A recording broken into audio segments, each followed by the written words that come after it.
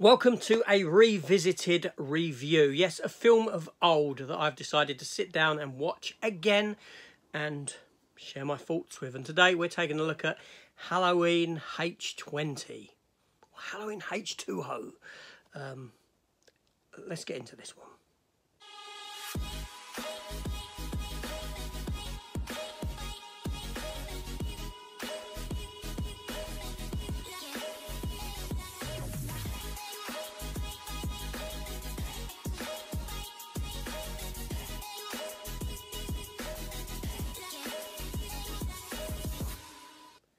Hello everyone and welcome back. Yes, welcome to the channel. And recently I picked up Halloween H20 on 4K Blu-ray Steelbook. Thusly, I've sat down and watched it. Of course I have. Now this Halloween film here, this came at us in 1988 from Dimension Films with an 18 rating and a runtime of 1 hour and 26 minutes. It was directed by Steve Miner, who, to his credit, has directed films such as Friday the 13th, Part 2 and 3, Forever Young and Lake Placid, as well as a lot of directing in TV credits, episodes of Smallville's, The Wonder Years, stuff like that. The film was written by Deborah Hill, John Carpenter and Robert Zappia. However, more so Robert Zappia, based upon the characters by the aforementioned.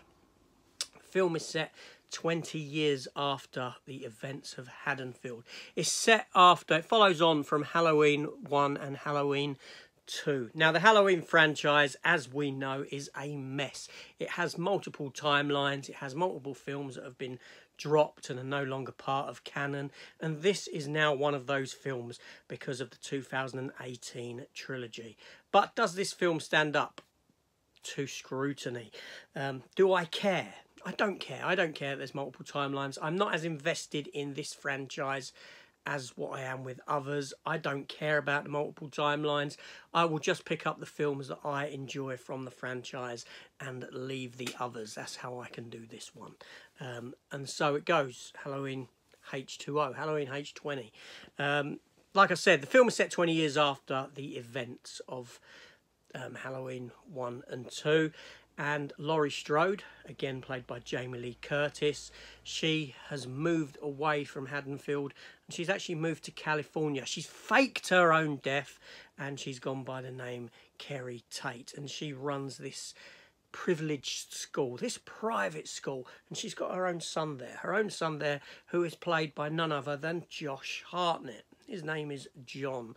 And the film has quite an extensive cast. I mean, we're introduced to Joseph Gordon-Levitt. He's in it. Yes, he's in it in a scene at the beginning. He gets killed early on. Spoiler warning there. Michelle Williams stars in it as Molly. And LL Cool J is in it also. As a bit of humour. Now, like I said, 20 years later have passed. It's in California. She's in this school. Michael Myers is still about. I don't know what he's done in his downtime between films.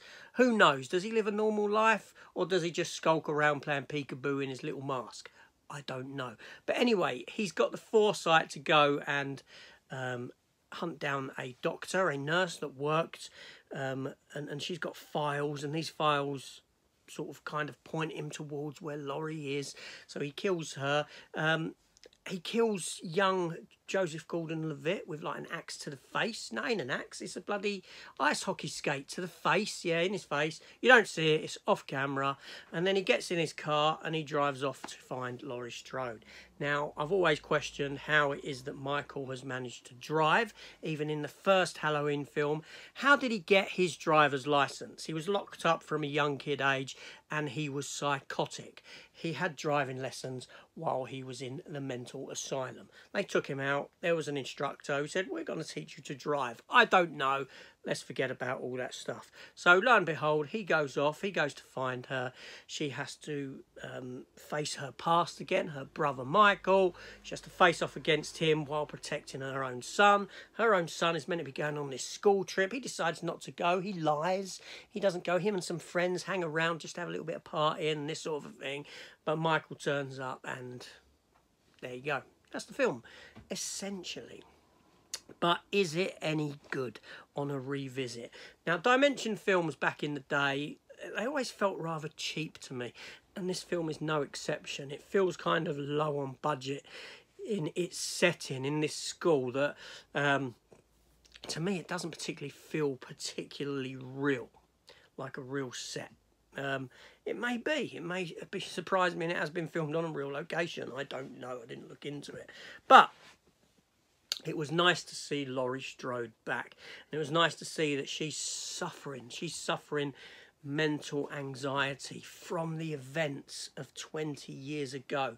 She's having dreams. She's seeing Jason, and she has moved on. It makes sense that she has changed her name, faked her death, and moved on, as opposed to the Halloween 2018 remake where she's still living there. Why wouldn't you move away? I'm not knocking it. I quite enjoyed the 2018 remake or sequel, whatever you want to call it. Not so much the two that came after. They were crap. But this film gets it right in that she's plagued by the horrors of what has happened before and the fear of it coming back. And that was a very strong character point for it. Now, a lot of the characters in this film, they are enjoyable. It's nice to see these famous faces in younger days. And where horror, you know, when you think that in like Friday the 13th, you had Kevin Bacon, you had Johnny Depp in whatchamacallit, in A Nightmare on Elm Street, you had Jamie Lee Curtis in the first Halloween. These are people who have gone on to become big actors. You had Josh Hartnett, Gordon Joseph Levitt here as well. He's just in a kill scene, that's all at the beginning. He's very young. Josh Hartnett does a fine job. He's got really bad hair in the film. The film is adequately directed. It is directed. A lot of the kills are off screen. They're not as visceral as what you get in today's horror films. You'll see a knife coming down, but you won't see it entering or plunging in or anything like that. It'll just down, up with blood on it, down, up with blood on it, down. Oh dear, what's it look like I'm doing? I don't know. But anyway, you get the gist. But yeah, as a film goes, this is an enjoyable entry into the Halloween franchise. It does the continuation justice. It does the continuation right. And it gives it a nice finality to the series. And that is with Laurie Strode lopping off the head of Jason after taking him. Yes, and now this is where Halloween Ends falters. Halloween Ends, I know how that film should have ended, how I would have ended that movie, and they didn't end it how it should have ended. No, they didn't. That's another story, though. I have done a video on that. But yeah, so an enjoyable film. It's well directed. It's got an interesting story, interesting character arcs for Laurie Strode and somebody else. Well, primarily Laurie Strode. That's the only character you're really here for, and her dealing with this, and a nice ending to the Michael story. However, it never ends, as we know. It continues. It always continues. Now, I don't know how this film is received by other individuals. I don't know if they like it or if they don't like it. I don't much care. I enjoyed it. That's primarily what matters. Is that for me, this is a decent film in the Halloween saga. Now, the one that follows after this, Halloween Resurrection, is a film that I haven't seen since it came out. I can't remember nothing about it, and I am very much considering revisiting that one also. But I know that that one is particularly poor. Shall we find out? Yeah, why not? I might do that one as well. Anyway, that's my thoughts on Halloween H20 after my revisit. An enjoyable film. Looks a little bit cheap, but for the most part,